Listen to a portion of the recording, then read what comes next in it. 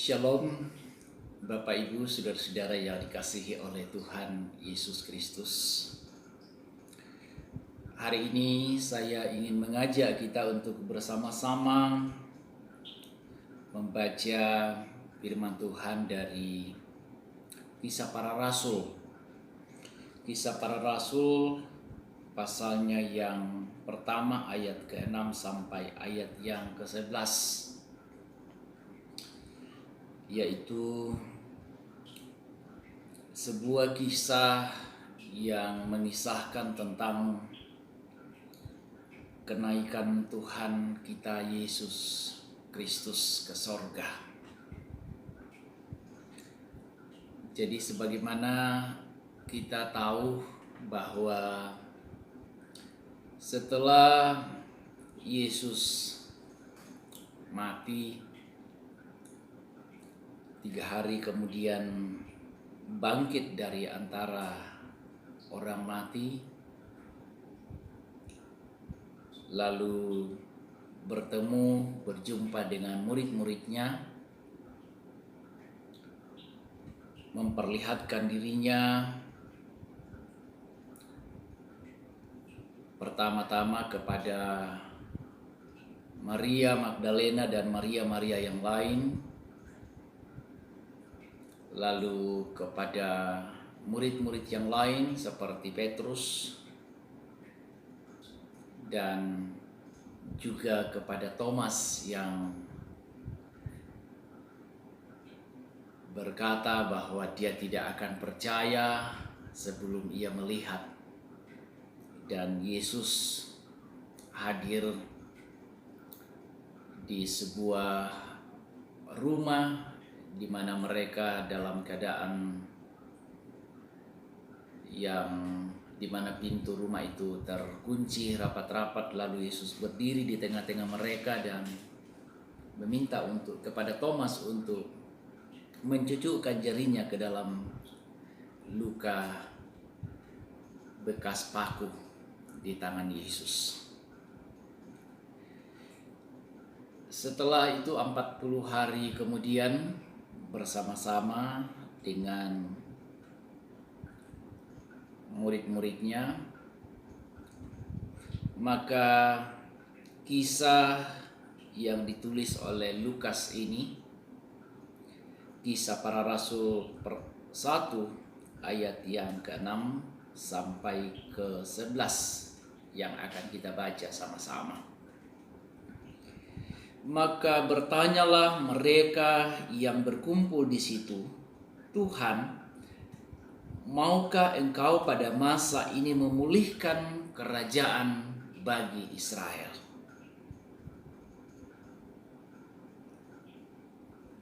Jadi sampai masa hampir Yesus sudah naik ke sorga, para pengikut-pengikutnya masih berharap sekali Yesus itu membawa sebuah pemulihan bagi bangsa Israel, di mana pada waktu itu wilayah itu dikuasai oleh kekaisaran Romawi. Jadi memang ada harapan besar. Tapi menariknya adalah jawaban Yesus itu lain. Di ayat yang ke-7 di situ dikatakan, jawabnya, "Engkau tidak perlu mengetahui masa dan waktu yang ditetapkan Bapa sendiri menurut kuasanya." Kalau kita perhatikan jawaban Yesus, sepertinya bukan itu yang ditanyakan oleh mereka yang bertanya itu. "Maukah Engkau memulihkan Israel?" Lalu jawabnya, "Engkau tidak perlu mengetahui masa dan waktu yang ditetapkan Bapa sendiri menurut kuasanya." Pertanyaan di atas itu memulihkan secara politik? Maukah engkau menjadi pemimpin politik? Tetapi yang Yesus berikan jawaban adalah pemulihan secara total.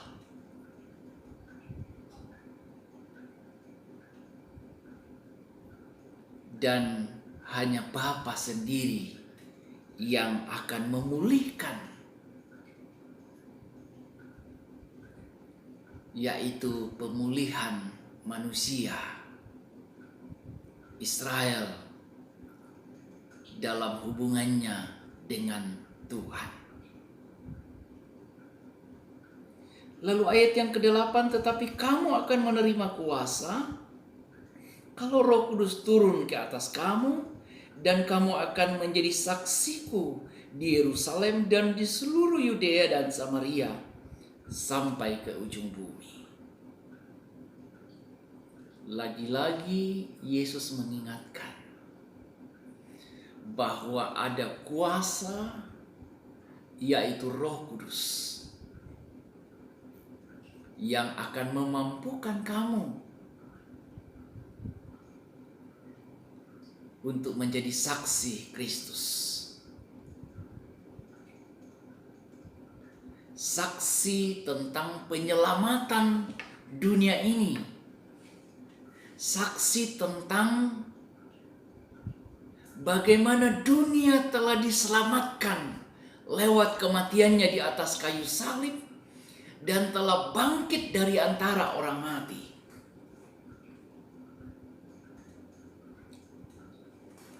Dan dikatakan mulai dari Yerusalem, Yudea, Samaria, bahkan sampai ke ujung bumi. Luar biasa.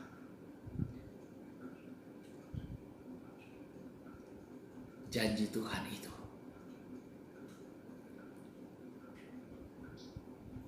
Ujung bumi, ya mungkin tempat di mana saudara berada saat ini, atau tempat di mana saya berada hari ini. Dan kita dipanggil untuk terus menjadi saksinya. Tapi apa yang terjadi sesudah ia mengatakan demikian, terangkatlah dia ke sorga, disaksikan oleh mereka, dan awan-awan menutupnya dari pandangan mereka. Ketika mereka sedang menatap ke langit, waktu ia naik itu, tiba-tiba berdirilah dua orang yang berpakaian putih dekat mereka dan berkata kepada mereka, "Hai orang-orang Galilea, mengapa kamu berdiri melihat ke langit? Yesus ini yang terangkat ke surga meninggalkan kamu akan datang kembali dengan cara yang sama seperti kamu melihat dia naik ke surga." Jadi baru saja ada percakapan tadi itu, lalu Yesus memberikan kepastian kepada mereka bahwa Tuhanlah yang akan memulihkan. Tuhan telah memulihkan Israel. Kau masih bertanya, kapankah? Maukah Tuhan memulihkan Israel? Bukan hanya Israel yang dipulihkan, tetapi semua umat manusia dipulihkan dengan kematiannya di atas kayu salib dan kebangkitannya dari antara orang mati.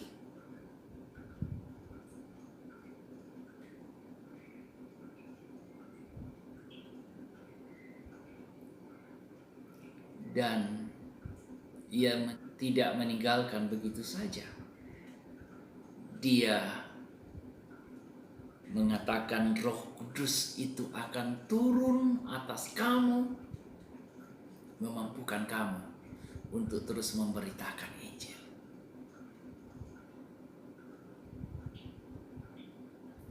orang-orang itu terus melihat ke langit.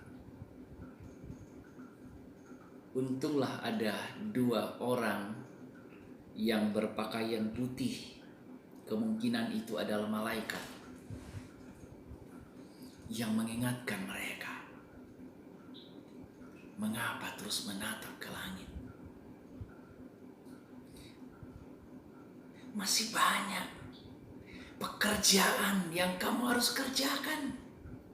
Kembalilah, kerjakan bagianmu, beritakan Injilnya sampai ke ujung bumi. Saudara-saudara, 10 hari kemudian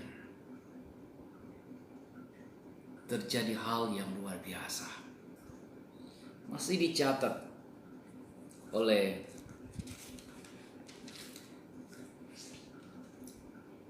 Lukas dalam kitab Kisah Para Rasul ini di pasal yang kedua.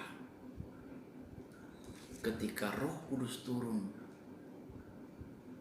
terjadi sesuatu yang luar biasa, di mana murid-murid tiba-tiba berbahasa dalam berbagai macam bahasa kepada orang-orang yang hadir di situ pada waktu itu. Dan orang mengerti apa yang mereka katakan. Mereka menjadi percaya. Dan orang-orang itu kembali ke tempat mereka masing-masing. Tentulah mereka juga pergi memberitakan apa yang mereka dengarkan. Saudara-saudara, kita semua dipanggil untuk tidak hanya terus menatap ke langit seperti murid-murid yang tadi, pengikut-pengikut Yesus, tetapi kita pergi untuk juga menjadi saksi-saksinya. Saudara, kita boleh diskusikan dan saudara boleh sharing di bawah ini. Apakah yang saudara lakukan atau akan lakukan dalam hidupmu untuk menjadi saksi Kristus, sehingga kita tidak hanya seperti orang yang berdiri menatap ke langit. Jangan sia-siakan waktu yang ada. Teruslah menjadi saksinya. Mari saudara-saudara, kita berdiskusi tentang itu. Saudara boleh bersaksi, tulis di bawah ini apa yang saudara alami, apa yang saudara lihat dalam menyaksikan kasih Tuhan dan dalam memberitakan kasih-Nya melalui kehidupanmu. Jadi menjadi saksi Kristus, memberitakan Injil bukan hanya pekerjaan para pendeta, para misionaris, tapi adalah tanggung jawab kita semua. Tuhan memberkati. Mari kita berdoa. Terima kasih Tuhan untuk firman-Mu ini. Kiranya kami semua dikuatkan, kami boleh sharing bersama-sama, menyaksikan kasih Tuhan dalam setiap kehidupan kami masing-masing. Ini doa kami, syukur kami dalam nama Tuhan Yesus. Kami berdoa. Amin. Terima kasih saudara-saudara sudah mengikuti YouTube ini, dan kita boleh berdiskusi di bawah ini. Silakan saudara memberi komentar, atau mungkin saudara ingin bertanya, kita boleh diskusikan sama-sama. Tuhan memberkati. Sampai jumpa.